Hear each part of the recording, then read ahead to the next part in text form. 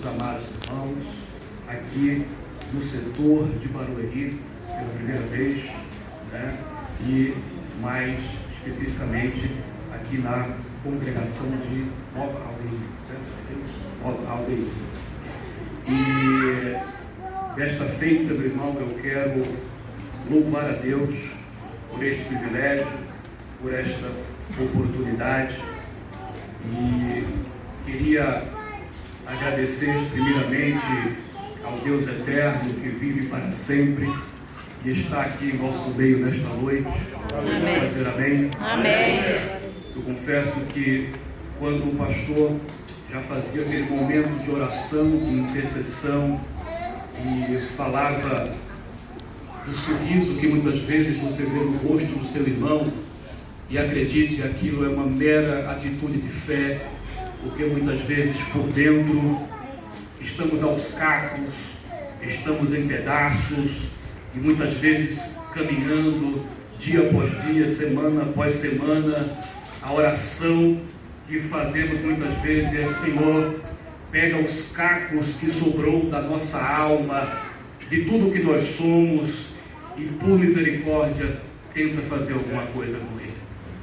E a graça do Deus eterno está aqui neste lugar. Aleluia. Para operar cura na alma, no corpo, e manifestar de maneira gloriosa todo o seu poder, toda a sua graça que ele tem preparado para nós nesta noite. Quantos sim creem, diga amém. Amém. Mas eu quero agradecer de todo o meu coração ao pastor Elias Félix e a sua esposa, irmã Gleide. Muito obrigado, pastor.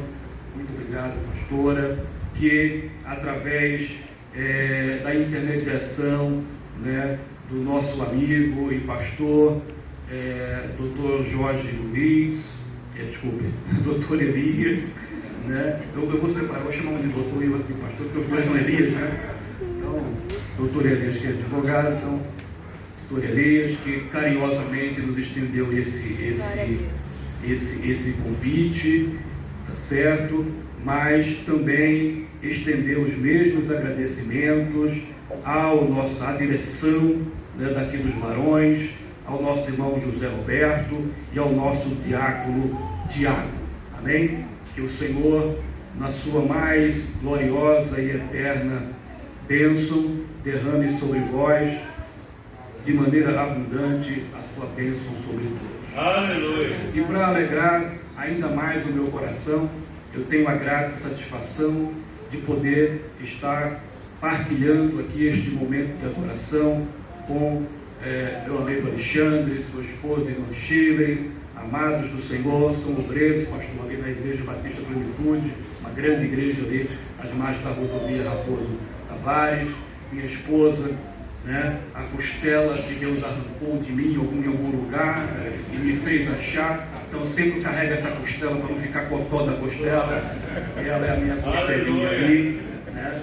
Da mesma sorte, pastor, amigo e companheiro da caminhada, pastor Rico Alves, que congrega ali na sede com o pastor José Wellington, mas somos amigos, né? E eu o convidei, tomei a liberdade de convidar para estar comigo aqui nesta noite. Pastor Rigor, além de pastor e auxiliar o pastor José Wellington na sede, é um obreiro itinerante, é um pregador itinerante, tem um programa de rádio chamado Clamor das Nações, e também é um servo de Deus que prega grandiosamente. E também a grata satisfação da sua esposa, irmã Helena Alves, que está aqui conosco. E eu quero dizer que é uma alegria muito grande partilhar com todos os amados irmãos aqui nesta noite a alegria de podermos meditar por alguns breves momentos na boa, perfeita e agradável palavra do Senhor. Quantos creem nisso, diga amém. Amém. Então você vai orar pelo irmão que vai estar aqui apenas para ser um instrumento da parte de Deus, para que o Senhor possa falar conosco nesta noite, no nome do Senhor Jesus. Glória a Deus. Sendo assim, e sem mais delongas, eu quero convidar os amados irmãos para lermos na palavra de Deus. E como a idade, o tempo não para e a idade já chegou, eu não usava isso, pastor, mas agora eu tenho que usar. Eu quero convidá-los a todos para abrir a Bíblia Sagrada na carta do apóstolo Paulo aos Coríntios, primeiro aos Coríntios. Vamos começar pelo capítulo de número 13 e o versículo de número 11. Capítulo de número 13, versículo de número 11, da primeira carta do apóstolo Paulo aos Coríntios. Hoje é o culto dos varões. E eu confesso que, orando ao Senhor por esta palavra hoje, eu tentei buscar do Senhor uma inspiração a respeito desta palavra varão, que também remete a uma outra palavra bíblica usada pelo apóstolo Paulo, que remete à varonilidade, e que depois de tudo isso, a palavra varão e o aspecto da varonilidade remete à maturidade do crente, ou o nível de maturidade que o crente tem durante a sua caminhada. Então, nesta noite, onde estão os varões aqui, aliás, todo mundo do sexo masculino pode ser varão, né? E nesta noite nós vamos falar não exatamente do varão, da classificação do homem do seu sexo masculino, mas de o varão, aquele que está maduro perante o Senhor. Sendo assim, 1 Coríntios capítulo 13, versículo 11, diz assim a palavra de Deus. Acompanhe comigo, por favor. Abra a sua Bíblia. Eu vou esperar. Eu sei que nós temos um péssimo costume, pastor, de chegar aqui, eu estou lendo, daqui a pouco o cara está abrindo, o cara já terminou de ler. Não, eu não aprendi assim, e eu quero compartilhar com vocês. Leia comigo, deixa a sua Bíblia aberta. 1 Coríntios capítulo de número 13, versículo 11, diz assim: quando eu era menino, falava como menino, sentia como menino, discorria como menino, mas logo que cheguei a ser homem, cadê os homens? Levanta assim, homem. Aleluia. Logo quando cheguei a ser homem, acabei com as coisas de menino. Quem pode dizer amém? Amém. Mais na frente, capítulo 14, versículo de número 20. Capítulo 14, 1 Coríntios, mesma carta, versículo de número 20, diz assim o apóstolo Paulo à igreja: irmãos, não sejais meninos do entendimento, mas sede meninos aonde? Na malícia, e adultos no entendimento. Quantos podem dizer amém? Amém. Mais para frente um pouquinho, 1 Coríntios capítulo 16, no versículo de número 13, eu o convido a ler a seguinte palavra da boca do apóstolo Paulo. 16 e 13 de 1 aos Coríntios, diz assim, 1 Coríntios capítulo 16 e versículo de número 13.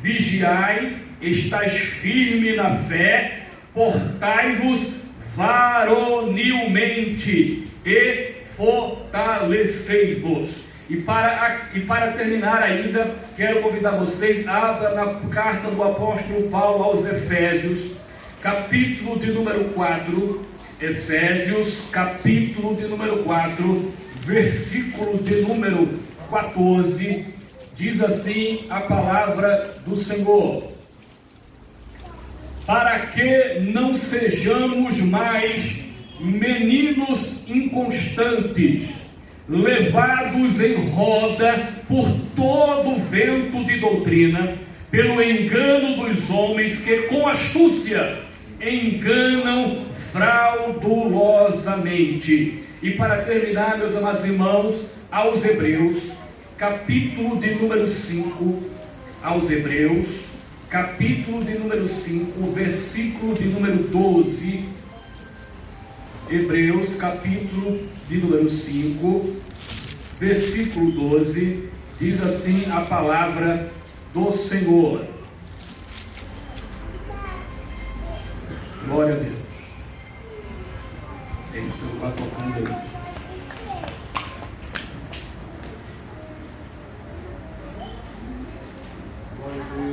Aleluia. Capítulo número 5, versículo de número 12, diz assim a palavra de Deus: porque devendo já ser mestres pelo tempo, Diga, pelo tempo. Pelo tempo. Porque devendo já ser mestres pelo tempo, ainda necessitais de que se vos torne a ensinar quais sejam os primeiros rudimentos da palavra de Deus. E vos haveis feito tais que necessitais de leite e não de sólido mantimento. Porque qualquer que ainda se alimenta de leite não está experimentado na palavra da justiça, porque é menino. Mas o mantimento sólido é para os perfeitos, os quais, em razão do costume, têm os sentidos exercitados para discernir tanto o bem quanto o mal. Glória a Deus. Glória ao nome do Senhor Jesus. Glória ao nome do Senhor Jesus. Meus amados irmãos, a palavra varão, que dá título ao culto nesta noite, e que também intitula o grupo dos varões, ou o grupo musical dos varões. Esta palavra varão, ela é oriunda de um termo varão na Bíblia, usado para designar o homem crescido e amadurecido em todas as áreas da sua vida. A varonilidade, que foi a palavra que o apóstolo Paulo usou na palavra de Deus, significa o homem espiritual em sua maturidade.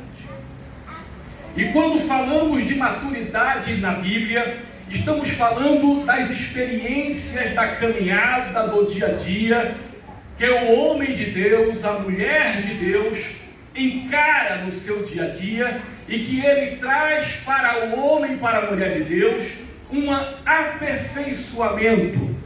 Todos nós que estamos aqui nesse púlpito, que somos obreiros, temos sobre nós o desígnio e o peso santo que nos foi designado de sermos aperfeiçoadores de santos.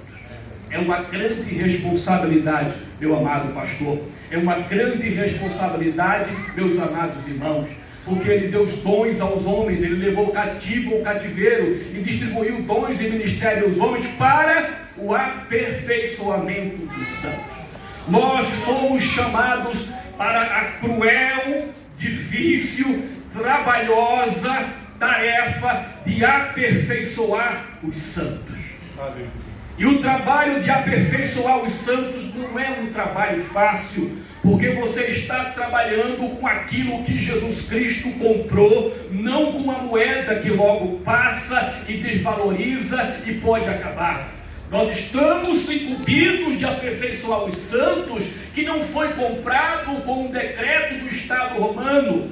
Nós estamos incumbidos de aperfeiçoar santos, homens e mulheres que foram comprados pelo sangue que foi derramado na cruz do Calvário, para de uma única vez, de uma única e suficiente vez, comprar e apagar todos os nossos pecados, e a separação que nos fazia entre Deus e os homens através do pecado, ela é rompida, ela é quebrada. E quando o Cordeiro de Deus é imolado, e quando ele na palavra grega determina e declara teletestai, Pai, está tudo consumado, para demonstrar aos fariseus, para demonstrar aos saduceus, para demonstrar aos sacerdotes do templo, e para demonstrar ao mesmo povo, aquele mesmo povo, pastor Elias, que ele curou, aquele mesmo povo que ele sarou, aquele mesmo povo que ele pregou, aquele mesmo povo que ele alimentou as multidões,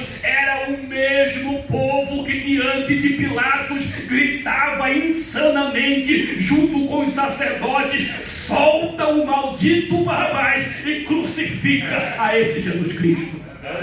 Mas mesmo assim, ele vai até a morte, e morte de cruz, e o seu sangue, quando cai ao chão, a palavra de Deus nos revela que o sumo sacerdote, sacerdote quase cai e morre no chão, porque o véu do santuário que separava os homens da santidade sacrossanta de Deus, o véu do santuário que nos separava da face do nosso Deus, foi rasgado de alto a baixo. E a arca do concerto, o lugar mais santo que existia dentro do altar, aonde ninguém poderia se atrever a chegar, a não ser o sumo sacerdote, e não sem o sacrifício de sangue, e ainda uma vez por ano, ele se rasga de alto a baixo, e o templo está lotado, e o templo está cheio, e todos veem a glória de Deus, para que seja agradado.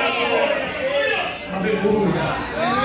O céu está aberto, o caminho está livre, o acesso ao Pai agora não precisa mais de mediadores, não preciso mais de uma pomba, não preciso mais de um cabrito, não preciso mais de um animal, não preciso de sangue de bodes e de touros, que agora morre e apaga o pecado por um minuto, mas logo depois os nossos pecados nos consomem, nos ensoberbece e nos amaldiçoa, mas o sangue de Jesus Cristo, que uma única vez e por um único sacrifício nos abre o acesso ao Pai para nos tornar santo,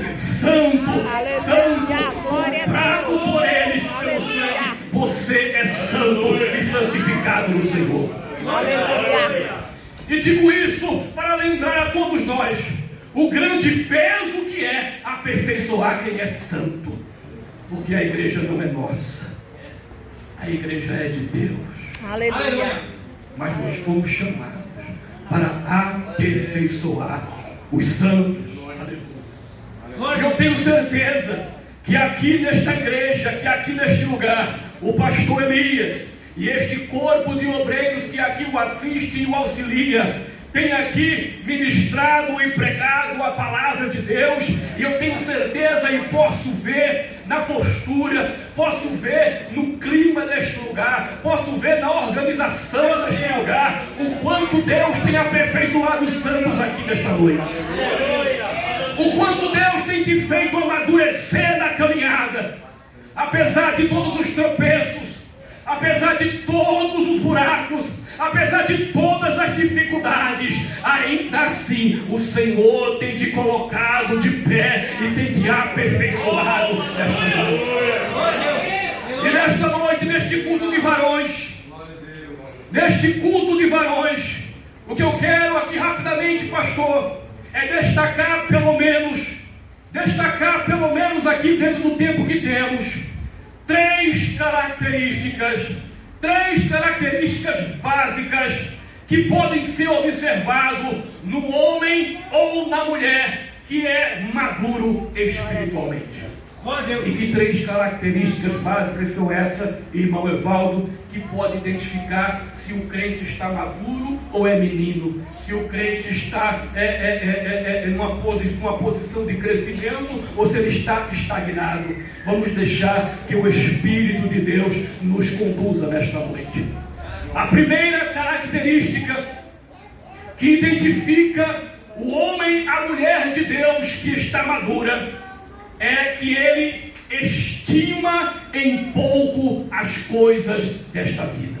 Primeira característica, o homem de Deus e a mulher de Deus madura, ela estima em pouco, ela dá pouco valor às coisas desta vida. Segunda característica, do homem e da mulher madura em Cristo, ela é insensível diante da censura, da crítica ou do louvor e dos elogios. O homem e a mulher de Deus que está madura, ele é insensível à crítica, ele é insensível ao louvor. E a terceira característica do homem e da mulher que é maduro é a capacidade de reconhecer que Deus está operando, seja em qualquer que for a situação. Aleluia. Aleluia. De forma que, meus amados irmãos, a primeira e a segunda característica que vamos falar nesta noite, o Espírito de Deus vai falar conosco poderosamente. Mas na terceira característica, você vai ter a oportunidade de agarrar esta palavra e sair daqui com a postura de vencedor para vencer toda e qualquer situação e dificuldade na sua vida nesta noite, porque você vai sair daqui capacitado para reconhecer que Deus está operando, seja em qualquer situação em que você estiver. Glória a Deus. A primeira característica que identifica o homem e a mulher de Deus que está madura, repito, ele estima em pouco as coisas desta vida. Em Hebreus, no capítulo de número 11, do versículo 24 até o 26, eu vou ler apenas um trecho. Diz assim a palavra do Senhor: Moisés, já homem feito, recusou ser chamado filho da filha de Faraó. Quando Moisés, olha que o texto, esse versículo é textual, ele está escrito desta maneira: quando Moisés se viu homem feito, ele recusou ser chamado filho da filha de Faraó. Agora imagine comigo, amado irmão, amada igreja, imagine comigo o que Moisés recusou. Imagine tudo aquilo que Moisés deixou para trás. Criado como filho da filha de Faraó, desde o seu nascedouro, quando era o recolhe das águas do Nilo, foi criado em toda a ciência, em toda a capacitação, foi criado como um príncipe, foi criado sem nenhuma sombra de dúvida, com todas as competências e características para ser um sucessor do Faraó. Ainda que não fosse um filho legítimo, e ainda que Faraó tivesse um herdeiro já direto, ele foi criado da mesma forma que Ramsés foi criado e foi preparado para ser um herdeiro de Faraó. Imagine a riqueza, imagine o poder, imagine o luxo, imagine o poder que ele tinha sobre o exército de Faraó como um general. Imagine o prestígio que ele tinha entre todos os governadores, entre toda a população. Está aqui o filho do próprio Faraó, rei do Egito. Mas quando Moisés fica sabendo das suas origens, quando ele sabe de que ele é do povo de Deus, a que povo ele pertence, ele então recusa-se. Ele recusa-se ser chamado filho da filha de Faraó e abandona tudo isso, porque mesmo assim ele considerou o opróbrio de Cristo por melhores riquezas do que os prazeres do Egito. Ele olhou para tudo aquilo, ele olhou para todas as riquezas do Egito, e a Bíblia diz que ele ousou, ele teve a coragem de considerar tudo aquilo como opróbrio, de considerar tudo aquilo como nada, para sofrer com o seu povo ali no Egito. Meus amados irmãos, não é possível colocarmos as coisas terrestres acima das coisas espirituais e termos vitória nessa vida. Essa é a primeira lição que eu quero trazer nesta noite, através do Espírito Santo para nós nesta noite. Não é possível, amada igreja do Senhor, não é possível colocarmos as coisas desta vida acima das coisas de Deus e ainda esperarmos que tenhamos vitória na nossa vida. Não, de maneira nenhuma. Logo que nós crescemos na maturidade, nós aprendemos que Deus não quer que os seus filhos coloquem em primeiro lugar as coisas desta terra, mas que busque em primeiro lugar o reino dos céus, porque quando você busca o reino de Deus, todas as demais coisas vos serão acrescentadas. De tal maneira, meus amados irmãos, que as pessoas que são imaturas espiritualmente, elas amam mais a bênção do que o abençoador. Você quer identificar se um crente é maduro? Se esse crente ama mais a bênção do que o abençoador. Se esse crente ama as coisas desta terra mais do que as coisas do céu. Se esse crente busca mais as coisas desta terra do que as coisas do céu, esse é um sinal de que ele não está maduro espiritualmente. Porque pessoas imaturas espiritualmente amam mais a bênção do que o abençoador. Aleluia. A segunda característica que identifica o homem e a mulher de Deus que está maduro é que ele é insensível diante da censura ou do louvor. Veja em 1 Coríntios, no capítulo número 4, no versículo de 3 a 4. 1 Coríntios, capítulo 4, versículo de 3 ao 4, diz assim a palavra de Deus: Todavia, a mim muito pouco se me dá de ser julgado por vós, ou por algum juízo humano, nem eu tampouco a mim mesmo me julgo. Aleluia. Porque em nada me sinto culpado, mas nem por isso me considero justificado, pois quem me julga é o Senhor. Aleluia. Paulo, meus amados irmãos, estava preocupado em ser aceitável ao Senhor.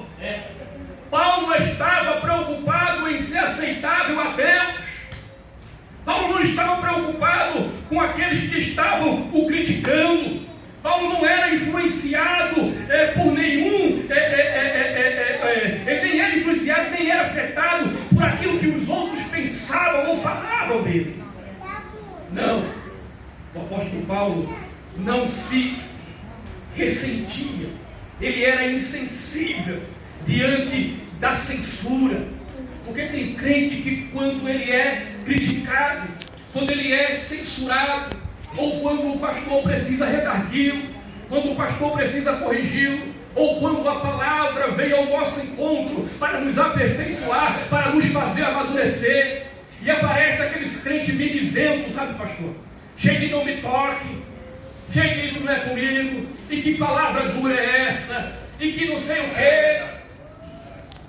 E aí começa a se munir de desculpas para decair na fé e cair no pecado, enquanto que o apóstolo Paulo fala: olha, vocês podem falar o que quiser de mim, vocês podem criticar o que criticar de mim, eu estou preocupado em servir e adorar e estar diante do meu Deus. Aleluia, aleluia, glória a Deus, aleluia. Paulo não estava preocupado com o que os outros pensavam dele.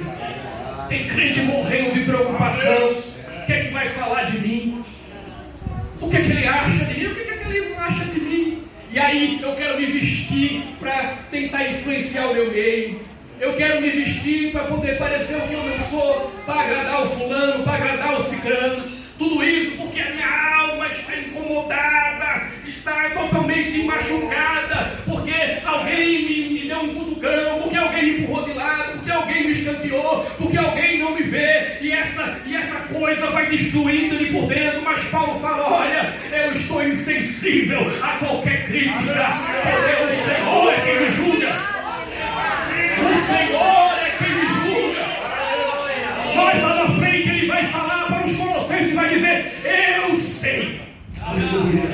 Aleluia. Aleluia. Glória a Deus. Quando você chegar nesse nível, quando você compreender que em qualquer coisa que falarem de você, o que deixarem de falar de você, o que falarem de você, a única coisa que importa é quando você dobra o seu joelho, quando você fecha a sua porta no quarto, no seu secreto, você pode olhar para o eterno e dizer para ele: eu sei em quem tenho crido. Eu sei, e não importa mais quem saiba, eu não quero saber quem sabe, eu quero dizer: eu sei, porque o meu Deus me conhece, porque não há escuro na minha vida, porque não há quarto secreto na minha vida, porque não há coisa escondida na minha vida. A minha vida é um flagrante diante do Senhor. Eu sei, Eu sei em quem tenho crido, e que é poderoso, aleluia, e que é poderoso para fazer muito mais além daquilo que nós pedimos e pensamos. Por outro lado, pastor, um crente que é imaturo, além de ser altamente mimizento e sensível às críticas e às censuras, ele não pode ser elogiado, ele não pode receber louvor, porque se você elogiar ele, meu amigo, se prepare, ele vai crescer, ele vai achar que é o tal, ele vai achar que pode, ele vai achar que é o melhor, ele não vai querer mais sentar junto de você, ele não vai querer mais apertar a sua mão. Tem gente que não pode receber louvor, não pode ser elogiado, porque ele não tem maturidade para receber um elogio. Os crentes, aleluia, imaturos, são sempre preocupados com eles mesmos, sempre preocupados consigo mesmo. Por isso se abatem, ficam inquietos e cheios de autocompaixão quando são criticados. E quando são elogiados, quando são louvados e apreciados, se alguém falar com ele sobre alguma coisa boa, ele se enche de soberba. Se enche de soberba e exultação em si mesmo. Aleluia. Os crentes maduros, por outro lado, eles têm consciência de que Deus está com ele, e então preocupam-se com aquilo que a palavra de Deus diz a respeito dele e para ele. Amém? Então a resposta, meu irmão, para quem te critica é: eu sou aquilo que a palavra diz que eu sou. Eu tenho aquilo que a palavra diz que eu tenho. Aleluia. Aleluia. Aleluia. Glória a Deus. O crente que é maduro, ele tem a capacidade de dizer que nem as críticas me abatem e nem os elogios me exaltam. As críticas te abatem, irmão? Como é que você reage diante de uma crítica? As críticas te abatem. Você ainda está aí. Está aí ainda. Ai, meu fulaninho falou que a minha sala não está muito legal. Mas o irmão falou que o meu paletó eu comprei e também não está bom. É o suficiente para criar dentro de mim, para criar dentro da pessoa algo que vai se transformar em algo muito mal e provavelmente ao pecado. Mas o crente que está maduro, ele é capaz de dizer assim: nem as críticas me abatem e nem os elogios me exaltam. Aleluia. Glória a Deus. Agora, meus amados irmãos, para encerrar aqui esta breve palavra, se você sair daqui desta noite aprendendo o que eu vou te falar aqui agora, você vai caminhar em outro patamar na sua vida espiritual. Quantos creem assim, diga amém. Amém. O apóstolo Paulo falou assim uma vez: eis que vos mostrarei um caminho mais excelente. Eis que vos mostrarei um caminho mais excelente. Porque o crente que está maduro, ele tem a capacidade de reconhecer que Deus está operando. Aleluia. Aleluia. Vamos ver o exemplo de José. José, por ser escolhido por Deus, foi alvo da inveja dos irmãos e foi vendido como escravo para o Egito. José teve que resistir firme na prisão, teve que resistir firme às vontades da esposa de Potifar. José teve que resistir tudo isso e foi lançado em um cárcere para viver lá por 7 longos e miseráveis anos. E muitos diriam: por muito menos, pastor Eli. Muitos diriam: por muito menos do que isso. Deus me abandonou. Aleluia, Jesus. Agora pense em José. Pense em José, filho preferido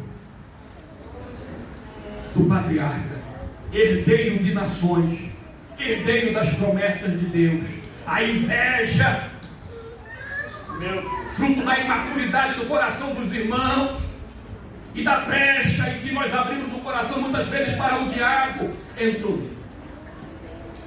E eles se incomodavam, porque não é só gente que não está preparada para receber um elogio, tem gente que não está preparada para ver o outro ser elogiado, é pior ainda. Aleluia.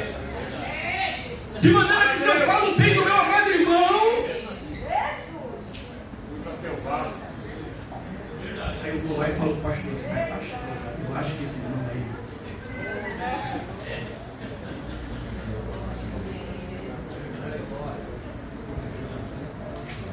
ei, glória a Deus.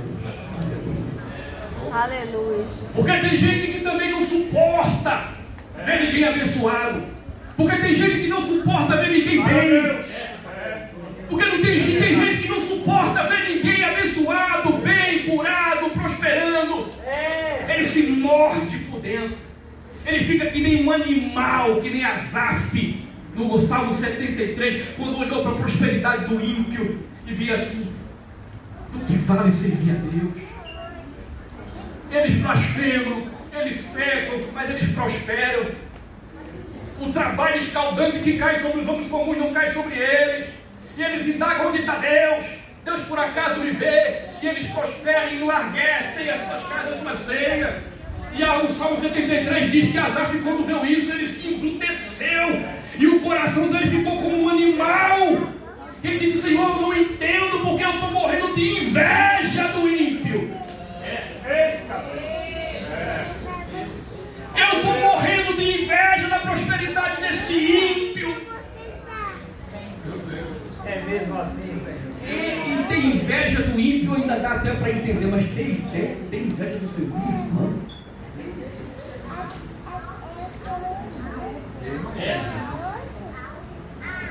O ímpio até dá para entender, mas tem inveja do meu irmão? Aleluia. Deus fiel. Glória a Deus. Quantos estão ouvindo o Espírito falar dessa manhã?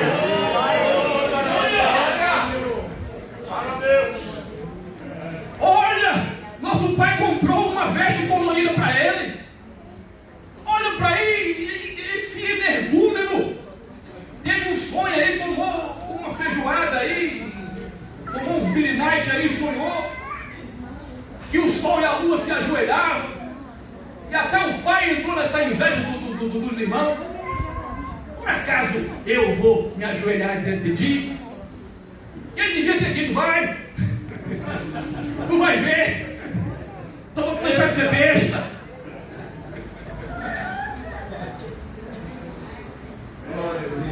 É o seguinte, se ele não der um jeito nesse menino,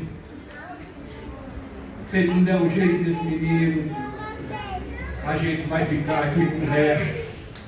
Faz o seguinte: ô papai, vamos levar o José para dar um passeio. E leva ele para lá, e cava um buraco, e joga o menino dentro. E eles queriam matar, eles queriam assassinar a José. E aí, por um lapso de misericórdia, porque o plano de Deus não pode ser frustrado, irmão. Não deixe.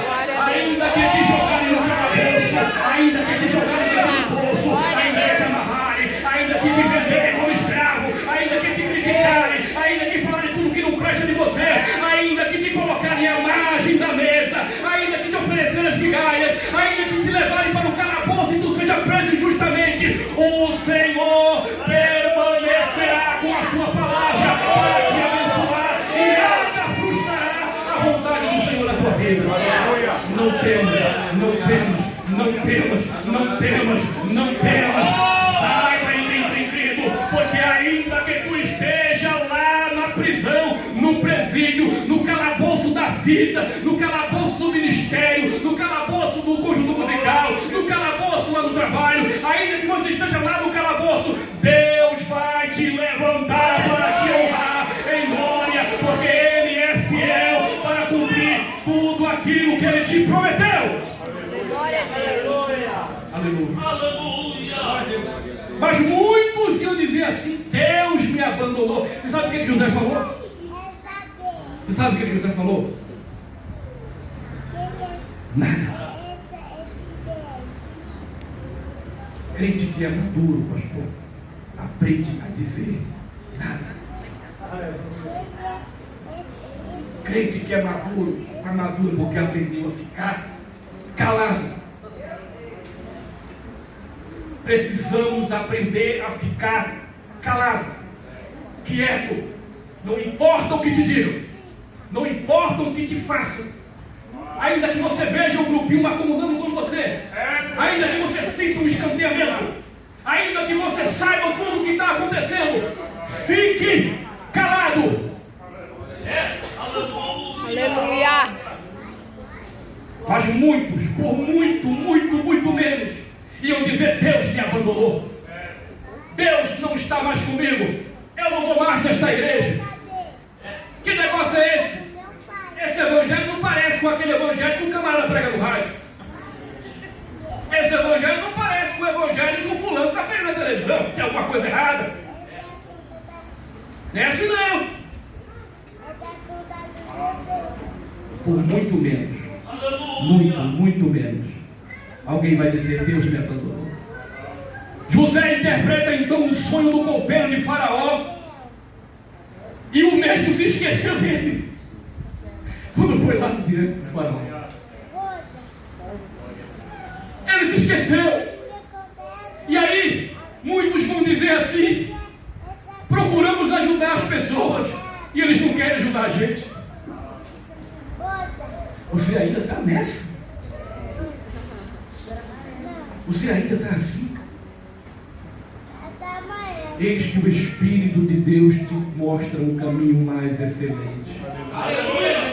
A capacidade de reconhecer que mesmo diante de todas essas situações, Deus está operando.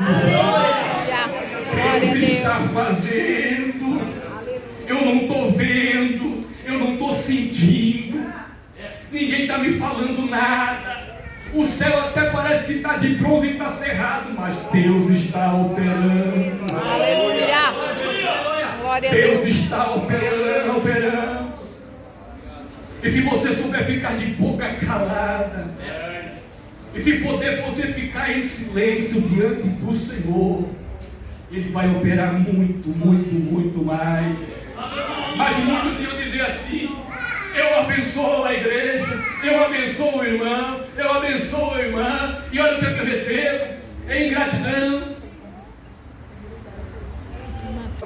E vive uma vida de lamúria, de tristeza profunda dentro do coração, atrás de uma gratidão que não veio e nem nunca vai vir, e não aprendeu até hoje que não importa o quanto você faça por outra pessoa, nunca espere nenhum tipo de retorno dela, porque quem recompensa é o Senhor. Você ainda está nessa.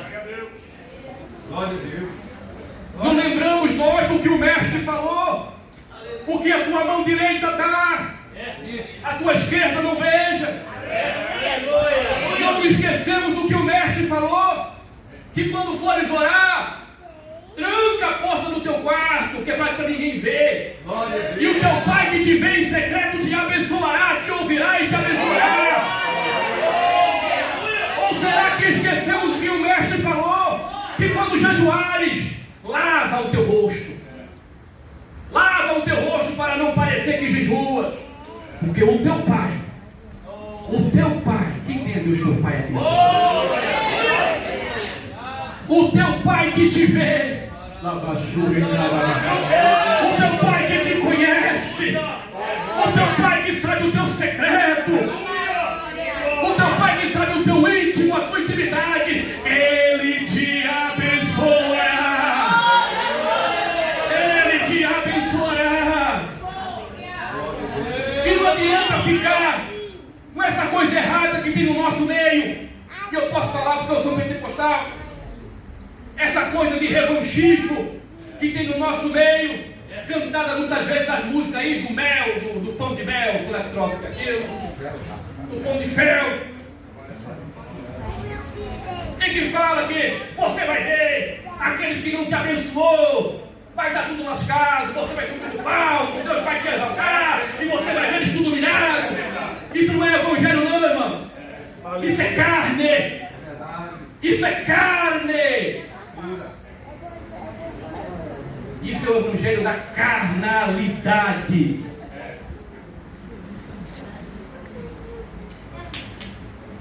Reconheça que Deus está operando na sua vida. Não importa a situação, não importa se alguém te magoou, não importa se você deu e a pessoa foi ingrata, não importa se você falou bem e o outro falou mal, não importa se você abençoou e o outro te abençoou, nada disso importa, porque eu sei em quem tenho crido e que Ele é poderoso, Ele é poderoso para fazer muito mais, é Deus que vai fazer muito mais, não espere nada de ninguém, nunca, não espere, apenas reconheça que Deus está operando na sua vida, porque um dia você não vai estar bem, e você vai deslizar, e você vai errar, porque todos nós erramos, e alguém vai te criticar, e alguém vai te apontar, e alguém vai te ser ingrato, e alguém vai te machucar, e se você ficar escravo dessa coisa, você nunca vai ter uma vida plena de amadurecimento, de prosperidade na bênção do Senhor. Eu termino aqui, pastor. Quando José foi exaltado por Deus, quando José foi exaltado por Deus, mesmo ele tendo em suas mãos a oportunidade de matar os seus irmãos, mesmo tendo a oportunidade de se vingar pelos seus irmãos que ali estavam agora nas mãos deles, nas mãos, ele podia fazer o que ele quisesse, ele tinha o anel do faraó no dedo, ninguém mandava mais do que ele, só faraó acima dele. Ele podia pegar todos os irmãos e se vingar da maneira mais cruel e satisfatória que ele quisesse fazer, mas ele não se ufanou no seu próprio poder, ele não se encheu de ira, ele mas falou, meus amados irmãos, você já parou para pensar no que foi que José falou para os irmãos dele? Para um pouco, eu vou acabar, pastor, pensa só um pouquinho, eu sei que todos vocês escutam pensa um pouco na história toda de José. Agora, pensa agora, olha para mim, pensa agora, ele está aqui. Anel de faraó no dedo. Governador de todo o Egito, a maior potência existente naquele momento. E está ali, todos os irmãos que colocaram no buraco, que bateram nele, que foi vendido como escravo, com tudo que ele passou, estão diante das mãos dele. Ele podia fazer o que quisesse com ele, mas para pensar comigo o que José falou. Ele falou, meus irmãos, aleluia, tudo isso Deus preparou para que chegasse aqui e eu pudesse livrar a minha família e a minha descendência da morte certa. Aleluia. Isso é a capacidade de reconhecer que Deus está operando, seja em qualquer situação. Isso quer dizer que quando ele estava lá com o patriarca em alegria, ele sabia que Deus estava operando. Isso quer dizer que quando ele foi com os irmãos e os irmãos bateram nele e jogaram dentro de um buraco, lá debaixo do buraco, ele falou assim, Deus está operando. Ele sabe o que isso quer dizer? Que quando passou aquela caravana de mercadores de escravos que venderam ele por algumas moedas, e quando ele foi acorrentado e colocado uma coisa no pescoço e puxado através de um cavalo como se fosse um burro, ele falou assim, eu sei que Deus está operando. Isso quer dizer que quando ele chegou na casa de Potifar, e que como ele começou a trabalhar e começou a prosperar, ele também dizer: eu sei, pastor, que Deus está operando. E que quando a mulher de Potifar queria ele de toda maneira, e ele não querendo, permanecendo em santidade, fiel ao Senhor, se nega e é injustamente acusado de querer tomar a esposa do seu Senhor e é jogado numa prisão. Lá na prisão ele falou assim: eu sei. Aleluia! Glória a Deus! Aleluia! Eu sei que Deus está operando. Aleluia! Isso quer dizer que depois de 7 anos de masmorra, ajudando os outros, sendo usado por Deus para livrar da morte aquele que estava lá destinado à morte, sendo esquecido e abandonado por aquele que foi abençoado pela profecia que Deus usou, esquecido e abandonado, mesmo assim ele disse: eu sei que Deus está operando.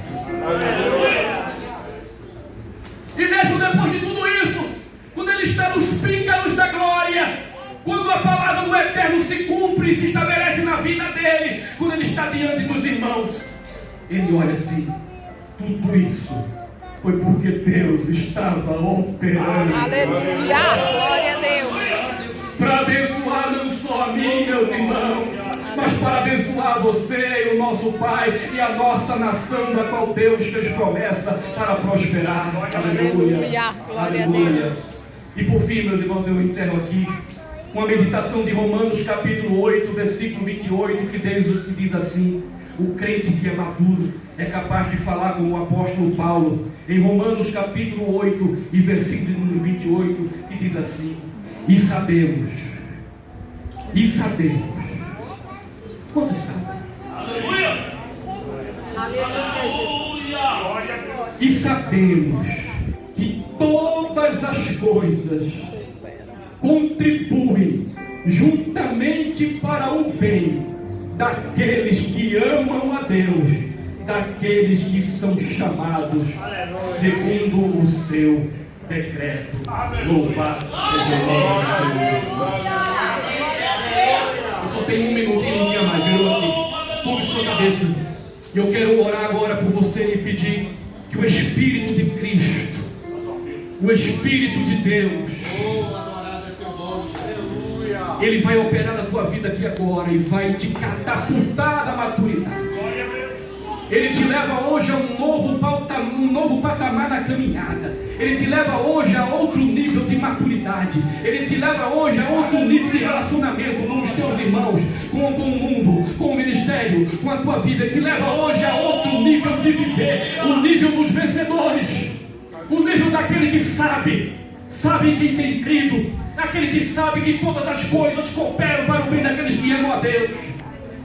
E eu queria também te convidar aqui nesta noite. Se por acaso você entrou aqui nesta noite e você ainda não é crente, você ainda não teve um encontro com esse Deus, você ainda não conhece o Deus que pode operar na tua vida, toda e qualquer situação, eu quero te estender agora esse convite para você recebê-lo no nome do Senhor Jesus. Onde está a primeira pessoa? Glória a Deus! Onde está a primeira pessoa? Tem alguém aqui entre nós, visitante, que seja crente aqui, ou que não, que queira receber agora aqui esta nova unção, esta nova graça? Aleluia! Feito que todos sejam crentes.